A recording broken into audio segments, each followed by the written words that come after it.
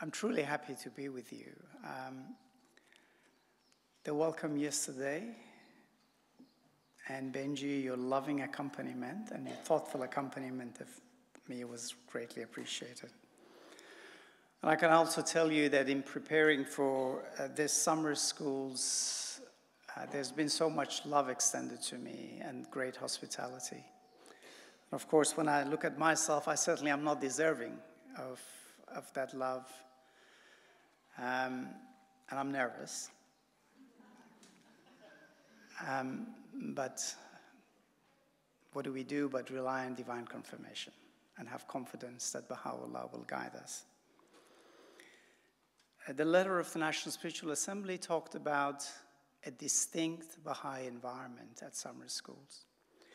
And one characteristic of this distinct Baha'i environment is joy and happiness.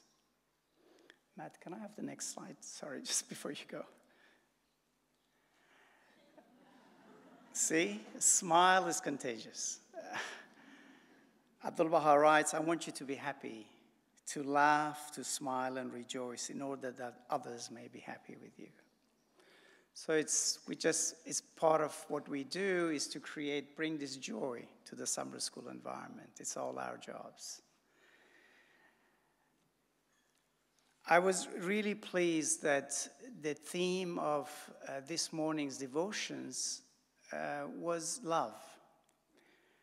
Love is the heaven's kindly light was one of the slides. Prayers about understanding of light and love. Friends standing side by side in love and unity. And the National Spiritual Assembly had that paragraph from the House of Justice, which quotes Abdu'l-Baha about standing in serried lines, side by side. But what a wonderful way to start the summer school. Beautiful devotions with a wonderful theme. So I thought if you would allow me to take a few minutes, maybe to extend that theme about love. Friends, the purpose of the coming of Baha'u'llah, all the prophets of God, is love. In fact, love is the first emanation from the will of God. And it's love this way between us and love this way between us and God. That's the purpose. There's nothing else. Everything we do, the structures we build, is to create that loving environment which is conducive to our growth personally. So that love is the purpose of it all. And the coming of Baha'u'llah is to create a new reality and a safe home for all of us, which is grounded in that love. Abdu'l-Baha writes about that love being the most potent force in achieving all our outcomes. He writes about, in the world of existence, there is indeed no greater power than the power of love. Love is the vital bond that ties us together. Love is the one means for true happiness and felicity, both in this world and the next. Love is the light that unites us with God. Love is the supreme magnetic force that directs the movement of the stars and planets. And of course, everything in humanity, every phenomena expresses that love to the degree that is possible. An animal expresses that love, but we as the supreme talisman, as human beings, express that love at its highest level in human existence, in an existence on this planet. Again, we read in Abdu'l-Baha's writings that this love will make all men the waves of one sea. This love will make them all the stars of one heaven and the fruits of one tree. This love will bring the realization of true accord, the foundation of real unity. So in our communities, there is nothing more important than love and unity. We read in the writings that it is this love that will bring new adherence to the faith. Above all, it's the love. And one of the workshops that we hope to, in one of the workshops, to study one of the tablets of the Divine Plan, where Abdu'l-Baha talks about the three conditions of teaching the faith, of being a teacher of the faith. And the second condition is love and fellowship. And without this love, of course, we won't have unity, we won't have justice on the planet. On the individual basis, the human heart, friends, is created to love. It has no choice. Our heart has been created to love. If it's not filled with the love of God, with the higher love, it will be filled with the lower love, because it has no choice. If it's not filled with the love of Baha'u'llah and God, it will be filled with the love of the world. When our heart is filled with the love of God, then it leaves no room for the love of the world. That's why all the prophets of God brought the message of love. So that as we read in prayers, so that our hearts may be filled with His love and leave no room for the love of the world. The love of the world feeds our lower nature, our imperfections. It's a cause of delusion, idle fancies, vain imaginations, attachments of mire and clay, commotion and chaos. The love of God, the love of Baha'u'llah, is a source of sainthood, of divine attributes, holiness, and the life of the Spirit. It's a sovereign remedy for all the diseases. It transforms the inner and outer being, frees the world from the fetters and chains of material being, and makes it the image of the upper paradise. Were it not for the love of God, hearts, Abdu'l-Baha writes, would be inanimate, spirits would wither, and the reality of man would be bereft of everlasting bestowals. So friends, that's a very important concept for us to appreciate, that our hearts are receptacles for love. It's either the love, and we have a choice to fill it with the love that we choose to fill it. The love of the lower love, the love of the world, or the love of God. Baha'u'llah counsels us not to become slaves of idle fancies and evil passions, and thereby be deprived of the lofty station that's destined for us. He goes on to say, and again, sorry, I've changed my talk slightly, hearing this morning's theme.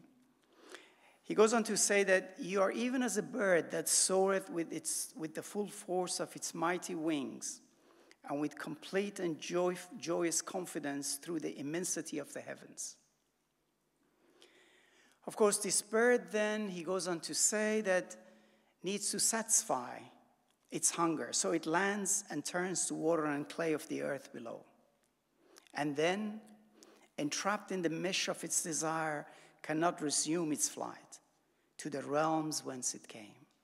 Powerless to shake off the burden, weighing on its solid wings, that bird, hitherto an inmate of the heavens, is now forced to seek a dwelling place upon the dust.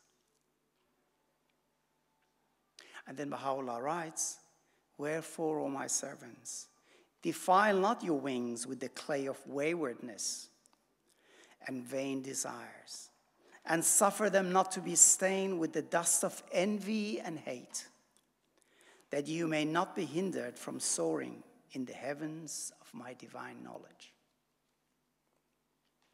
So it is a choice that we have to make in life.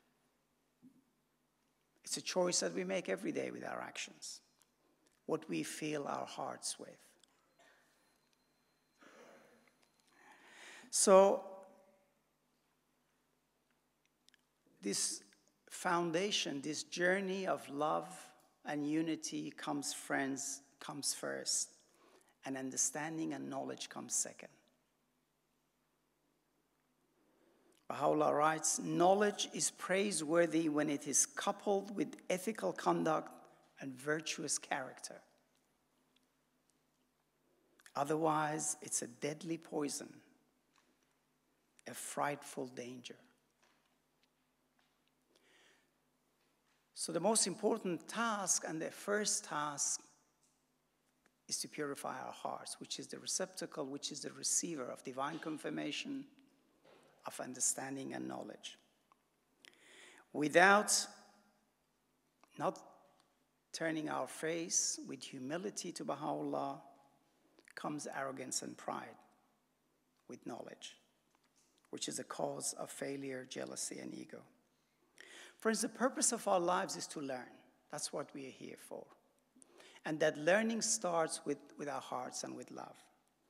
And everything that we're doing in the plan now, so from the time we are born in our lives, if you just reflect, from the world you gain insights, from observing others, you act, you gain experience, you learn, and you move on. That's how it is.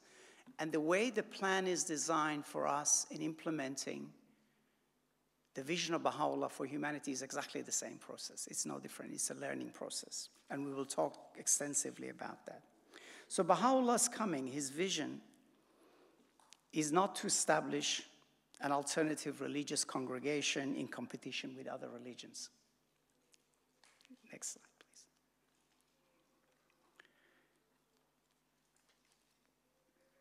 And the next one. The Guardian writes, far from wishing to add to the number of religious systems, so we're not here to just one more in the religion, in the religious market, trying to get more adherents. Far from wishing to add to the number of religious systems whose conflicting loyalties have for so many generations disturbed the peace of mankind, this faith is instilling in each of its adherents a new love for and a genuine appreciation of the unity underlying the various religions represented within its pale. Baha'u'llah is the fulfillment of the promises of the past. Again, we don't say that as Baha'is, we say that in great humility, of course, because they all promised an age where the swords will be beaten into plowshares, and nations shall not lift sword against nation, neither shall they learn war anymore, when the kingdom of God is established. So it's the culmination of that process, of creating a new social reality based on new social principles, built on all the learning from the past religions and everything else, every other knowledge that humanity has acquired. So we don't look down on the past or other religions. They're all important steps of the vision towards which we're moving. And all the knowledge that has been acquired through science, through every other process that humanity has implemented. So Baha'u'llah's purpose for today, he has brought all the principles needed and the means for the elevation, advancement, education, protection, and regenerations of the peoples of the earth. So he's brought those principles that we need based on which to create this new world, which is an image of the kingdom of God. So our job is to create this new social reality. So an important question in this regard then is, what transforms the souls? What is it that will bring about that change? And what transforms the world is the Word of God. We are merely channels, and our job is to make ourselves pure channels for the Spirit to flow through us. The word of Baha'u'llah, his revelation, is the divine elixir, which swift as the twinkling of an eye, transmute the souls of men. This is the divine elixir that changes gnat into an eagle, copper into gold, and a drop into an ocean. I beg of thee, O my God, we read in Baha'i prayers, by thy most exalted word, which thou hast ordained as the divine elixir, unto all who are in thy realm, the elixir through whose potency the crude metal of human life had been transmuted into purest gold. So it's a word that makes a new creation. It's a word that makes a new world. Adib Tarzadeh explains that the manifestation is the Son of reality, and his words are like the rays of the sun. that carry the energy and power of life that sun carries. So the words is the life-giving rays of that sun. It sheds regenerating power without bias on all things. So the revelation casts its light on everything. Everyone's prayers are answered. It's not limited to us, Baha'is. We try to reflect in our inner and outer being the exhortations in the revelation. But Baha'u'llah's blessing and light is shed on everyone. We read in Abdu'l-Baha's writings that everyone's prayers are answered, provided it's pure. So it's the spirit it's a spirit in the word of Baha'u'llah that has the transformative power. Every word that proceeds out of the mouth of God is endowed with such potency as can instill new life into every human frame. Every single letter proceeding out of the mouth of God is indeed a mother letter. And every word uttered by him who is the wellspring of divine revelation is a mother word. Baha'u'llah, of course, uses language in the outer form. But the potency in his writing is the spirit that is in the word. You know, after Baha'u'llah's passing, after Baha'u'llah returned from Sulaymaniyah mountains, dignitaries, the princes, and visitors thronged to his home. The house of Baha'u'llah in Baghdad was a very simple house. The room in the most great house where Baha'u'llah received his visitors, writes Nabil, was dilapidated and had long outgrown its usefulness. It had a low roof and a single couch made of branches of palm on which Baha'u'llah sat. So it wasn't anything significant. It's a very simple house, the most great house, with a very simple room in which Baha'u'llah sat. This room, of course, was the envy of many a prince and dignitaries. They would say, I don't know how to explain it.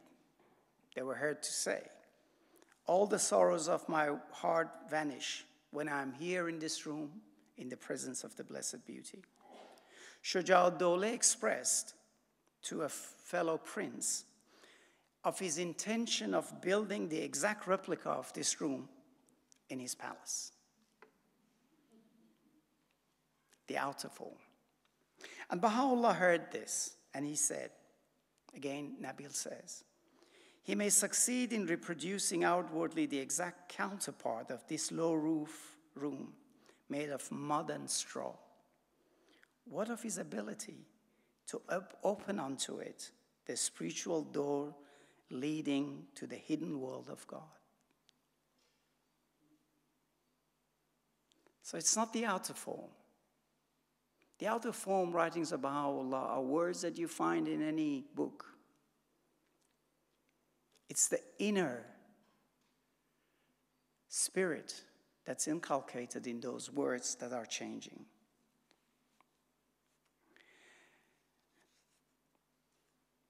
So our job as believers is to immerse ourselves in the ocean of this revelation and to gain the pearls of wisdom that are hidden in it. But we have to learn. We have to learn to swim in this ocean. And I would highly recommend the book by John Hatcher called The Ocean of His Revelation. We have to learn how to read the writings. Baha'u'llah, we read in the writings that, firstly, John Hatcher presents a concept that we need to look at the writings of Baha'u'llah as a single magnum opus, as a single book. It's not many books. It's one book. The revelation is one book. We have to understand the historical context to the revelation. Otherwise, we can be quite puzzled in reading different things. You read the 2 tablets to Napoleon, and you see the difference in tone, in posture, in style. And unless you know the historical context, you wonder why.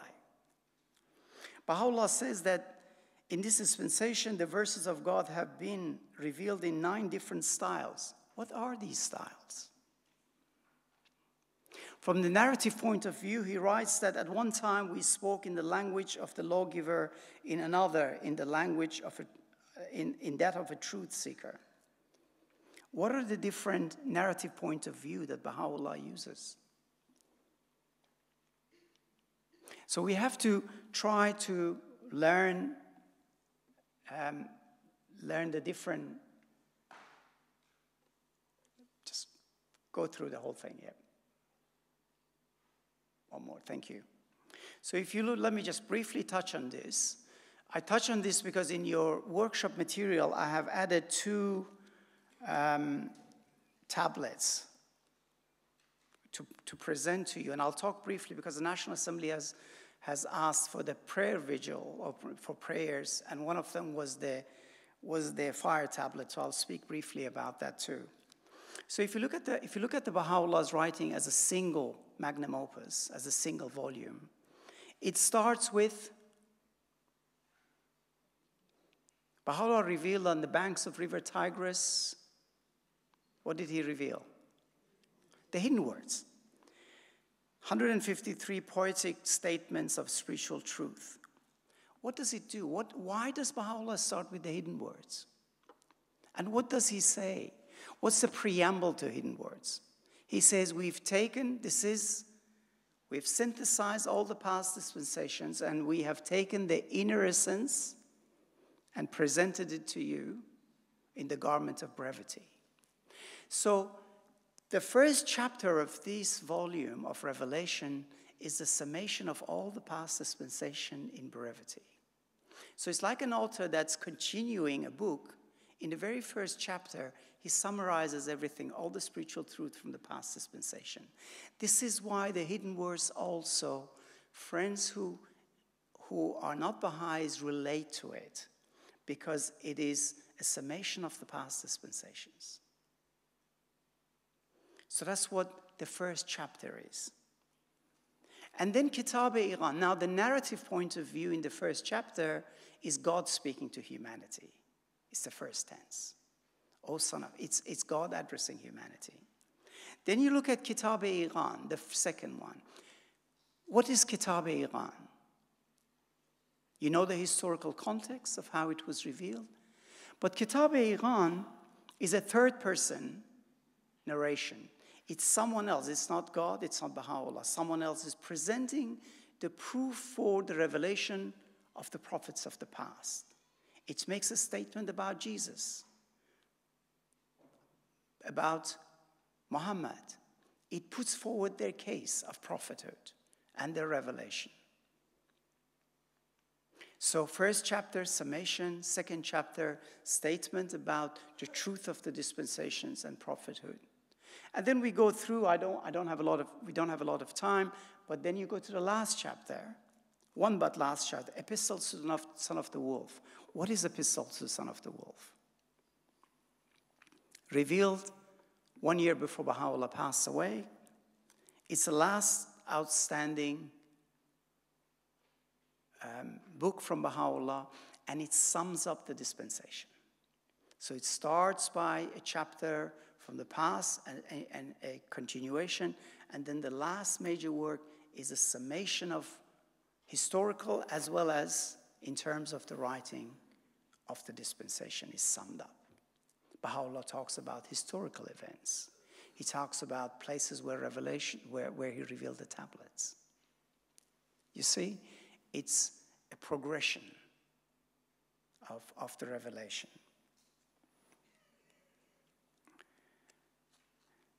Briefly about the fire tablet. The fire tablet and the tablet of Carmel, I do hope that we get time to study it. Tablet of Carmel has 3 different narrative point of views. Baha'u'llah addressing the mountain responding, then God responding. Then, it's different, it's a conversation. The fire tablet, every statement in the fire tablet has a historical context. So when he says the leaves are yellowed, it's referring to the household, the women in the household. The branches are broken, it's referring to the male. It has a historical context that if we could understand them, we could greatly appreciate the fire tablet and why Baha'u'llah says what he says. Because it has a historical context. And again, it's in three, if it's a drama, it's in three parts. Baha'u'llah as a person speaking about what has happened, God responding, and then Baha'u'llah as a prophet responding back. So the narrative point of view changes. So I say all of this because we have to learn how to read the writings and understand the writings. We have to appreciate the historical context to the writings, the tone, and the way these statements are made. So ultimately, friends, it is Baha'u'llah's words that we are offering to the world. And it's really important for us, of course, to understand them, because it's Baha'u'llah's words that change the world, that causes advancement and regeneration. As an individual, our job is to immerse ourselves in this revelation and make ourselves the channel for the flow of the spirit of Baha'u'llah's love and revelation. And our heart is the receiver. Baha'u'llah has built a receiver in us to receive confirmation, to receive understanding and knowledge, and that's our heart. So every day we pray, create in me a pure heart, is to cleanse the receiver, tune it. Because the key emanation from Baha'u'llah, like the rays of the sun that we read earlier, is received by our heart, and it's his love. And the more purified our heart, the more love we are able to reflect. And of course, love of God is infinite. And there is no limit to how much love we can reflect in our hearts, provided it is tuned and is cleansed. And Abdu'l-Baha is our perfect exemplar. William Sears tells a story. He says that he had visited the Guardian and he was leaving. And he went to see the Guardian, and Guardian asked him, "Where are you going?" And he was very proud of what he had decided to do. So he said to the Guardian, "I'm going to undertake a great teaching trip.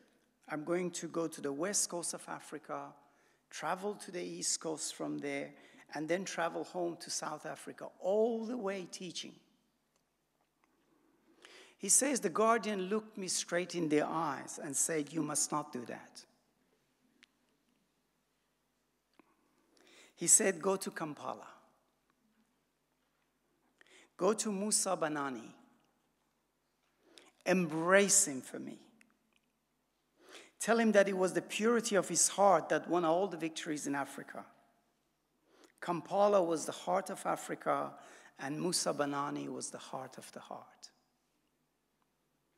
It was the purity of his heart that gave him that incorruptible spirit that carries with him everywhere and will change the world."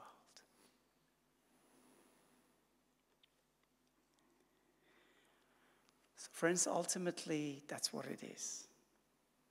It's our intent, the purity of our heart, the love that we have. And it means that we have to be all the time on guard. Of course, we are mere human beings. We have many shortcomings. We all do. We've made many mistakes. We all have. That's just life. But Baha'u'llah says, if you are present and now and conscious, the past is forgiven. Don't dwell on it. Move on. Nothing is to be gained by dwelling on the past. Because in his last revelation, Kitab-i-Ahd, he says, it's forgiven. The past is forgiven. And move on. However, we have to be ever conscious to protect ourselves. Like a child, we protect a child from illness. We take cleansing, we take steps to wash our hands, for example. And we need to also spiritually protect ourselves. And that protection is from vain imagining and idle fancies, as we read in the writings. Which is the product of our own ego. So when we pray, "Oh God, guide me, protect me," it's not from the big bad wolf outside. It's from the big bad wolf inside. It's our own ego. And it's important that we do that.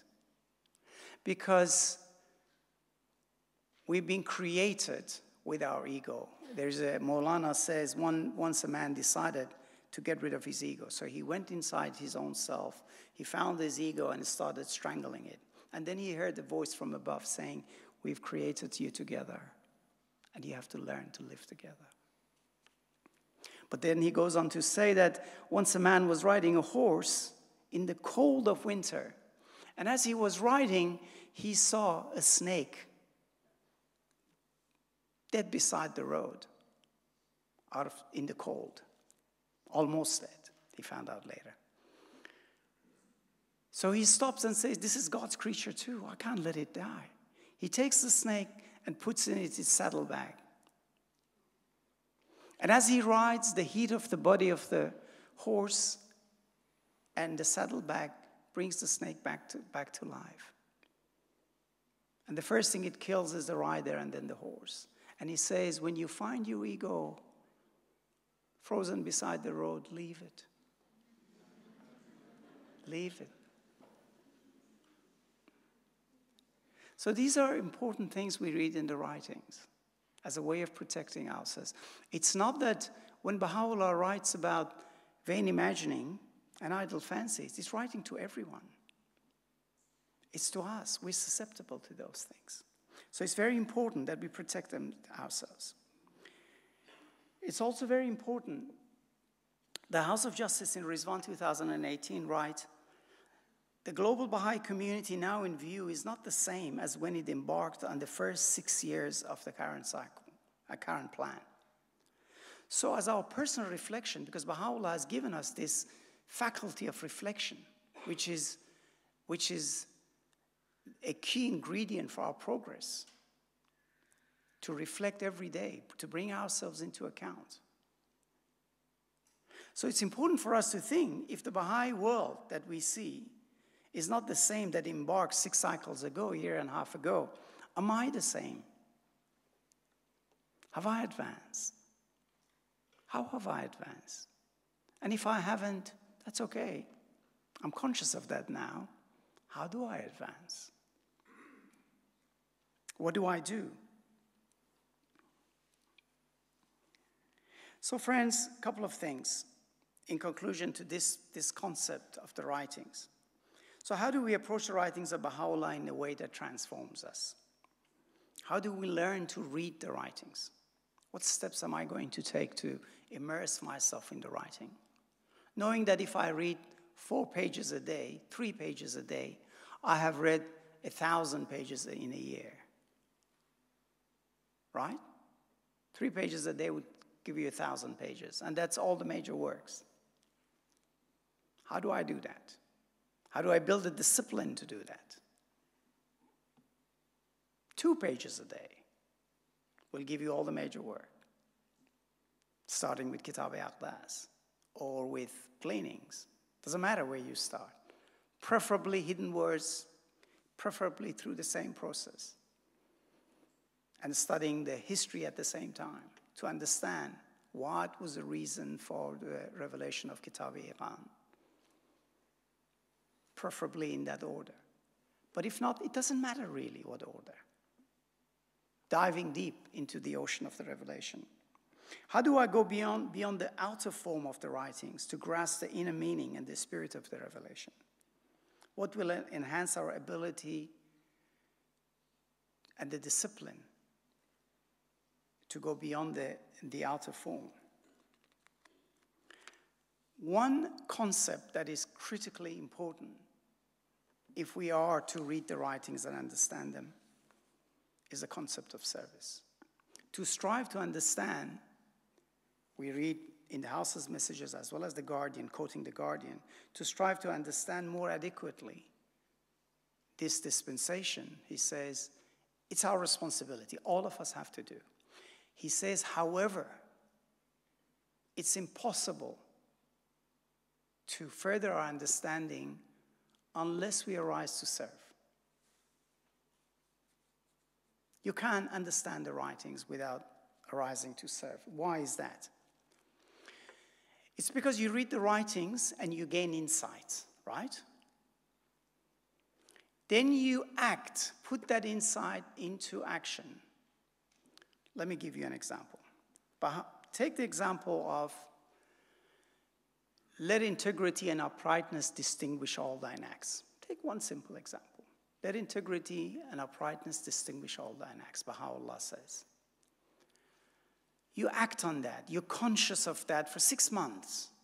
Every action you take, you say, how do I ensure integrity and distinction if I'm going into a meeting, into a conversation, into whatever space I'm going in? That insight that you've gained, you put into action, then you gain experience. Then you reflect on that experience. Then you learn. Think of a child. You know, no one teaches a child to walk. The child just learns to walk. How does it happen? It's a miracle, isn't it? The child observes the adults walking and gains insight. If all of us crawled, no child would walk. Because it looks at us, the way we walk, and then it takes small steps. It tries to stand. So it gains the insight about standing, and it tries to stand. But it hasn't learned to go back and sit, so it keeps falling. Even once it stands, it has to learn how to sit back, right? It's the experience. It takes the insight, experience it, learns, but it's not circular. It learns how to stand, then it moves on to taking steps. Sometimes in the Baha'i community, we continually in a learning mode, repeating circularly what we are learning. So we need to document it. We need to read the writings of the House of Justice, gain an insight. For example, it says,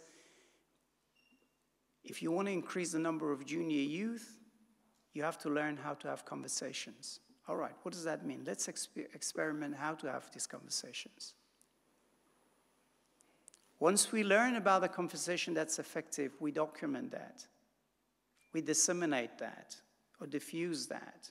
And don't keep trying to repeat the same learning again and again. But it's critical because the vision of Baha'u'llah that we have to implement, we have to learn how to implement it. We have to learn how to do it. The concept of consultation. The world today, the concept of decision-making is persuasion. Who's got more power, whether it is in utterance, in expression, or in money, to persuade others to their way? We throwing that out and saying it's consultation, the foundation of decision-making, not persuasion. Okay, what does that look like? We have to learn how to do it. We read Book 10, Unit 3, we implement that in our institutions, but very consciously we're learning how to consult. The way that Baha'u'llah wants us to consult. That the way that Abdu'l-Baha has interpreted that. So, as a community, our job is to strive to translate what has been written into reality and action, to make our lives and the lives of those around us reflect the teachings of Baha'u'llah. And ultimately, of course, that's to make the world a better place. Shoghi Effendi quotes Queen Marie of Romania, who describes the cause of Baha'u'llah in this way. She writes, "It's like a wide embrace, gathering together all those who have long searched for words of hope. It accepts all great prophets gone before it, destroys no other creed, and leaves all doors open." It's the same wide embrace that the House of Justice has given us in the plan. Everybody has a place in the plan. The plan has a very wide embrace, but everybody has to find their place in the plan. And no one's place is better or bigger than anyone else's. Whatever path of service we choose in line and conformity with the framework of the plan is wonderful. But first, we need to really appreciate and understand the framework of the plan. What is it that we're talking about here? What does it mean?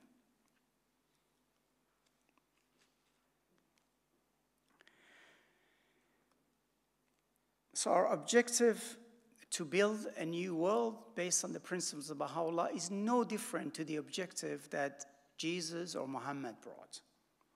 The objective of every revelation is to effect a transformation in the whole character of mankind, a transformation that shall manifest itself both outwardly and inwardly, that shall affect both its inner life and external conditions. So we are in a building process, creating a transformation. How many of you have been around the building site? All of you, I guess. It's boring and slow. It is. The destruction part, when you bring the old building down, it's interesting and people stand around.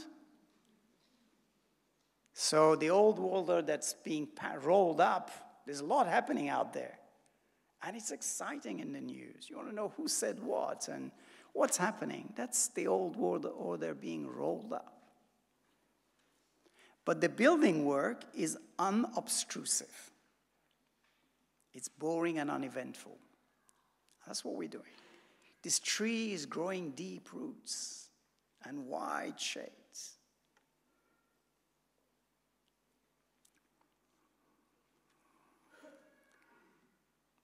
And this building process that we're involved in, that we're changing the world, building communities one neighborhood at a time, is not us Baha'is alone. It is all our partners and collaborators that we engage in. All those who embrace the vision of Baha'u'llah for a better world, for a safe home for the children of men, are our partners. The new world isn't a gift that we make and then give the world. It's one that we work with them to build. So we have a different matrix for the faith now. There was a time that our matrix of measuring progress was how many Baha'is, how many local assemblies. That's how we measured progress. Friends, that's changed. That's not our matrix anymore. It's what we're learning now. How are we learning to build this new world? What are the changes we're seeing in these neighborhoods that we're changing? Where we're implementing the principles of Baha'u'llah. And there are lots of people involved with us who are not yet Baha'is. That's perfectly all right. You notice I said yet. They will at some point. And the House of Justice uses the same language. They will at some point. But the idea isn't to make everybody Baha'i. That's not our intention. The idea is to create a better world. And we're learning how to do that. So that's our burden, to build this new social reality. And we need to gain insights from the writings. We need to act. We cannot understand the plan without acting. Friends, you cannot. You'll always be puzzled. You read the writings, the guidance of the House of Justice and wonder. Unless you're acting, you're in action. You will see some examples of this change that I'm talking about in the widening embrace that you will see tonight. Examples of communities where you're beginning to see the change, where the vision of Baha'u'llah is being implemented. The communities that are open to all, to everyone, not just for Baha'is. You know, the neighborhoods that we're seeing, how many of you are aware of a neighborhood so there's two ways the plan is being implemented. One is in small settings, a neighborhood. So you have a wonderful neighborhood in Auckland. And then one is across the wider community. We're implementing the vision of building a new social reality. Friends, the intention is that, what's your neighborhood, what's the name of your neighborhood in Auckland that's making significant progress? when you revise it. The intention is that every neighborhood will become that. But we're learning it in one neighborhood. But the whole, in 20 years' time, you will have 40 neighborhoods that are at that level of intensity. But we have to learn somewhere how to move the population towards Baha'u'llah. Can you imagine what the faith will be in 10, 15 years? If we truly set out to learn how to do this. So, moving on, okay. In the last 10 minutes then, so we've talked about the vision. Baha'u'llah has given us the vision of what we need to do. And then we started the implementation of that plan. The vision of Baha'u'llah needed a systematic way of being implemented. So the revelation gave us the vision, gave us the spirit, gave us the tools. Now, what do we do now? Then Baha'u'llah gave us Abdu'l-Baha. As the center of his covenant, Abdu'l-Baha was born exactly on the same night where the Bab declared his mission. The center of the covenant was born on that night. Abdu'l-Baha, of course, is a successor to the manifestation himself, and along with Bab and Baha'u'llah, as you well know, one of the central figures. He is the stainless mirror reflecting the light of Baha'u'llah's revelation. So as if it wasn't enough, Baha'u'llah said here is all that Baha'u'llah in one of his quotes, in one of his writings, he says that we have given you everything we left, everything you need. We haven't left anything out in this revelation, in what has been revealed. But that wasn't enough. He also gave us an example. He said, okay, you want to know how it looks like? Here it is. Here's an example of how you should live your life and reflect this revelation in the form of Abdu'l-Baha, in the form of a person. He's a perfect exemplar of Baha'u'llah's teachings, the unerring interpreter of his word, the embodiment of every Baha'i ideal. What does that mean? The incarnation of every Baha'i virtue. What does that mean? The incarnation of every Baha'i virtue.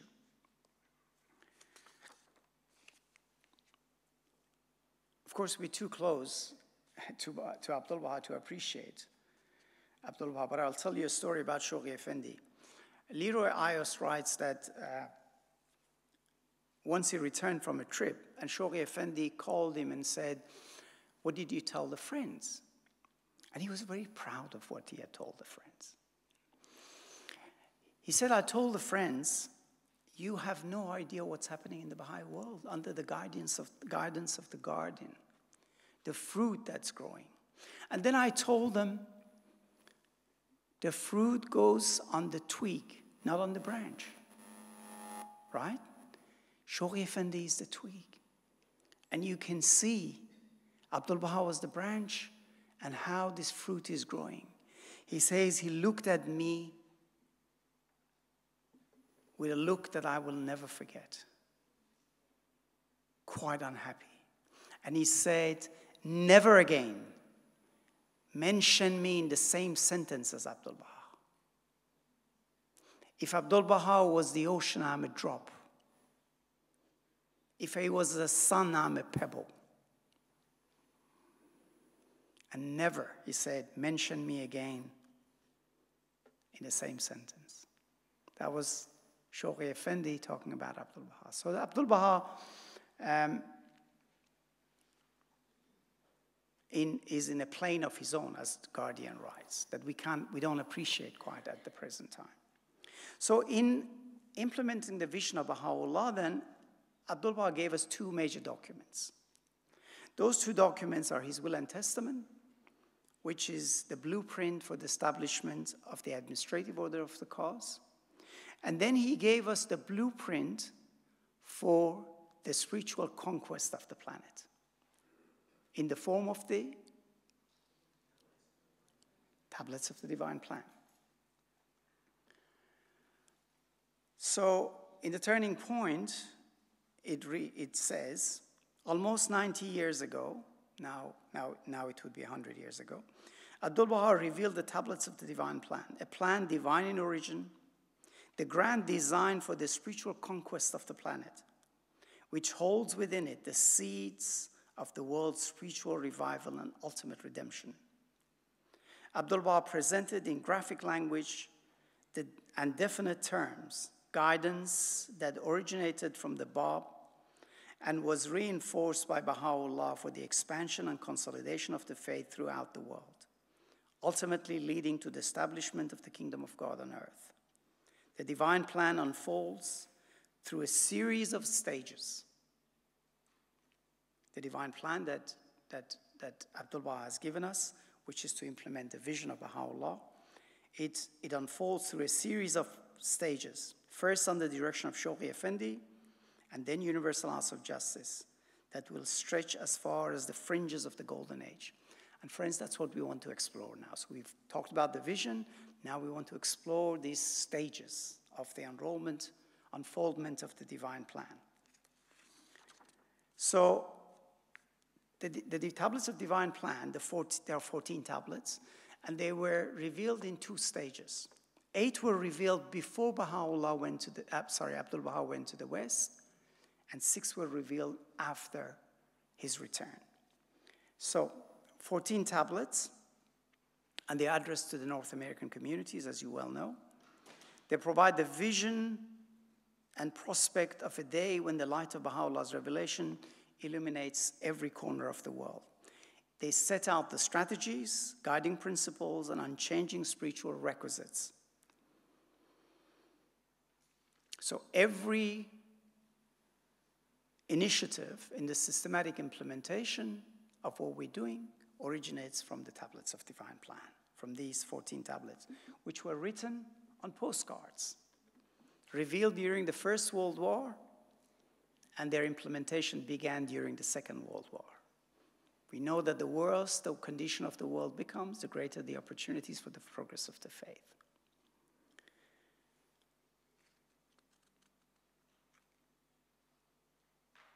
So you will have the opportunity, hopefully, to read one of these tablets during one of your workshops and explore it.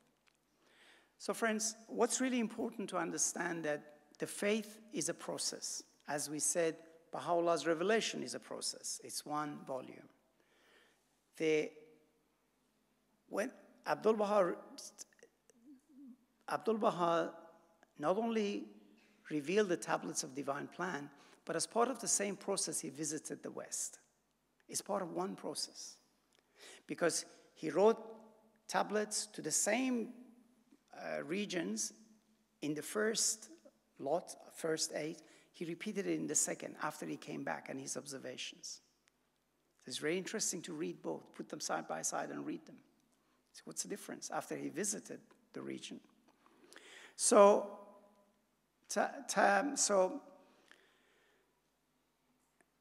it's now 100 years, as the House of Justice told us in 2013, since Abdu'l-Baha's visit to the West. And I want to talk briefly, close with this. The importance of the Abdu'l-Baha's visit to the West cannot be overemphasized, friends. Particularly his 8 months in the United States, which, according to Shoghi Effendi, marks the culmination of his ministry. The culmination of his ministry is his 8 months in the West.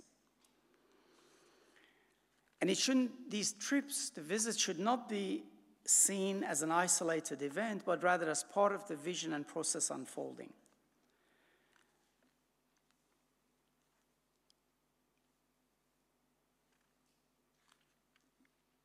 So the West, particularly North America, was singled out as the chief agent for the propagation of the cause of God by Abdu'l-Baha and Shoghi Effendi. But the West was very much talked about from the beginning of the revelation. So the Bab himself, soon after the birth of his faith, in fact in 1844, the Bab in Qayyum al-Asma directly addressed the people of the West and bid them issue forth from your cities to aid God. That was the call to the people of the West from the Bab. Then Baha'u'llah writes, in the East, Baha'u'llah himself wrote, the light of his revelation had broken.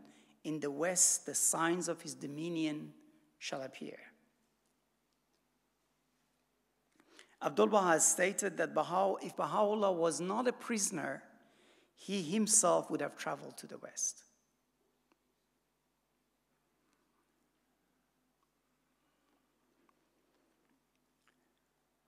Abdu'l-Baha, in his ministry, immediately after Abdu'l-Baha took on the realm of the faith, he turned his gaze to the West, sending teachers, addressing tablets. And as soon as it was possible, as soon as he was freed, he traveled to the West. A year after the ascension of Baha'u'llah in 1893, ascension of Baha'u'llah passed away in 1892, Abdu'l-Baha, in a verse, he foreshadows the events that he singled out as one of the greatest triumph of his ministry, his travels to the West. So, as I said, as soon as he was freed, he took on the travel. I will skip a few slides, if you don't mind, just going ahead.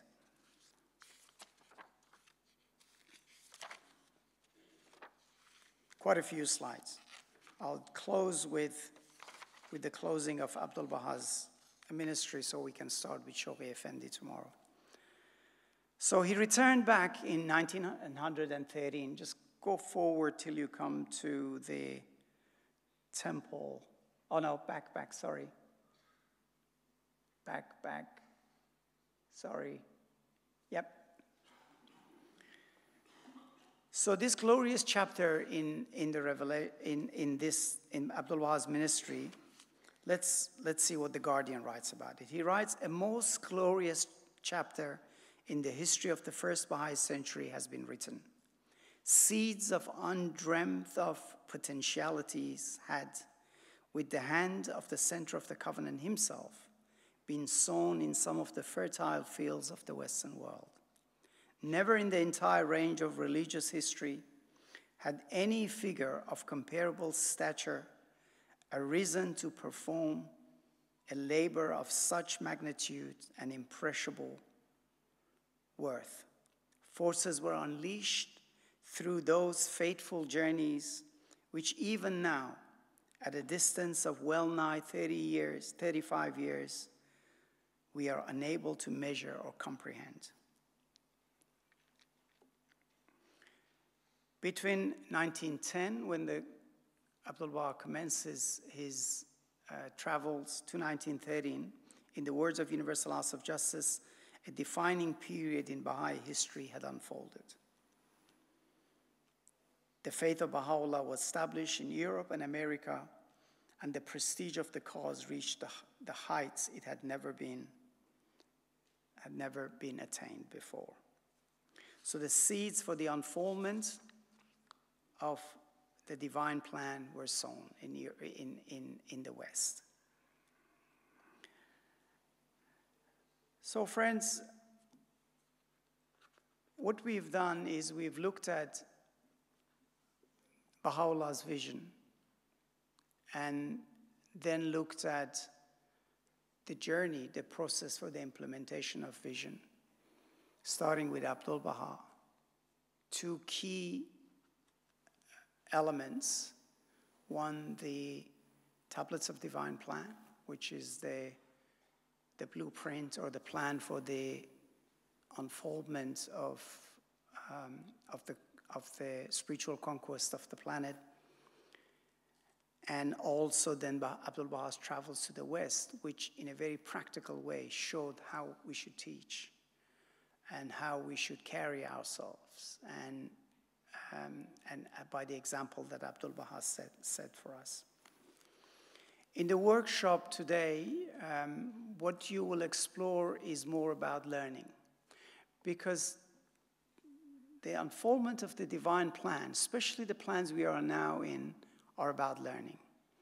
If the plan isn't working, it's because we're not learning. That's the key. We are learning how to implement the vision of Baha'u'llah. And that requires a very conscious process of action, reflection, gaining experience. So that's what hopefully you will explore in the workshops today.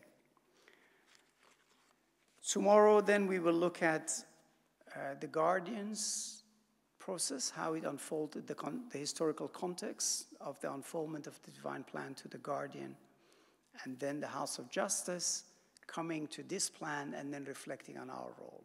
What does it mean? What are we doing today? Why are we doing the way we're doing? And then trying to better find our place in that plan, whatever that place is, and however we undertake that responsibility. So in closing, I extend to you again my deepest love and appreciation for embracing me as one of your own, and look forward to our conversation tomorrow. Allahu Akbar.